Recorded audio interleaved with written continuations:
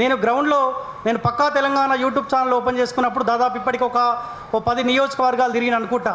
సరే, ఆర్థిక ఇబ్బందులు ఉన్నప్పటికీ కూడా కొంత తిరిగే ప్రయత్నం చేస్తే ఏడికి పోయినా పొట్టు రేవంత్ రెడ్డిని తిడుతురు, సందర్భాన్ని బట్టి మమ్మల్ని కూడా తిడుతూ ఉన్నారు.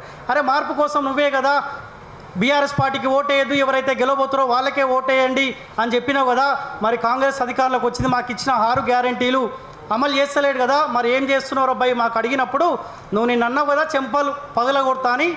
ప్రజలు మమ్మల్ని తిట్టినప్పుడు, మమ్మల్ని ఇబ్బంది పెట్టినప్పుడు ముఖ్యమంత్రి హోదాలో 6 గ్యారెంటీలు నువ్వు ఇచ్చినావు కాబట్టి నీ చెంపలు కూడా బాజాప్తా వలగొట్టాలన్న ఆలోచన మాకు కూడా వస్తూ ఉన్నది. కానీ చెంపలంటే ఏదో నువ్వు మాట్లాడినంత భాష నేను చెంప వలగొడతానని అంటలేను.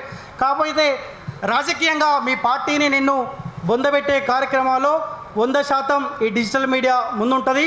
మొదటి డిమాండ్ ఒక్కటే, ఏ వ్యాఖ్యలైతే రేవంత్ రెడ్డి చేసిండో ఆ వ్యాఖ్యలను వెనక్కి తీసుకోవాల్సిందే. ఇంకొక డిమాండ్, డిజిటల్ మీడియా పైన ఈ మధ్యకాలంలో ఏ డిజిటల్ మీడియా వేదిక అయితే ప్రజా సమస్యలను లేవనెత్తే ప్రయత్నం చేస్తూ ఉన్నారో, ఎవరిపైనైతే కేసులు పెట్టినావో దయచేసి ఆ కేసులను కూడా వెనక్కి తీసుకోవాల్సిందిగా రిక్వెస్ట్ చేస్తూ ఉన్నాం. ఇక డిజిటల్ మీడియా జర్నలిస్ట్ అంటారు కదా, రాష్ట్ర ప్రభుత్వం మీదే, అధికారులు మీ చేతిలో ఉన్నారు, ఎవరు నిజాయితీగా పనిచేస్తూ ఉన్నారో వాళ్ళని రాష్ట్ర ప్రభుత్వమే గుర్తించండి. లేకపోతే అది శాత కాకపోతే మేము ఏ సమస్యనైతే ప్రజా సమస్యను తెరపైకి తీసుకొని వస్తూ ఉన్నామో ఆ సమస్యకు ఒక పరిష్కారం అన్నా చూపే ప్రయత్నం చేయండి అని మరొకసారి రాష్ట్ర ప్రభుత్వానికి డిమాండ్ చేస్తూ ఉన్నా.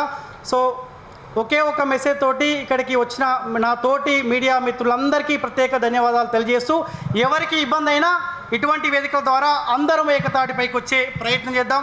ఆయన ఆ పార్టీ ఈ పార్టీ లేదు, మనందరం ఒకటే, మనందరం జర్నలిస్టులం, ప్రజల కోసమే పనిచేస్తూ ఉన్నాం.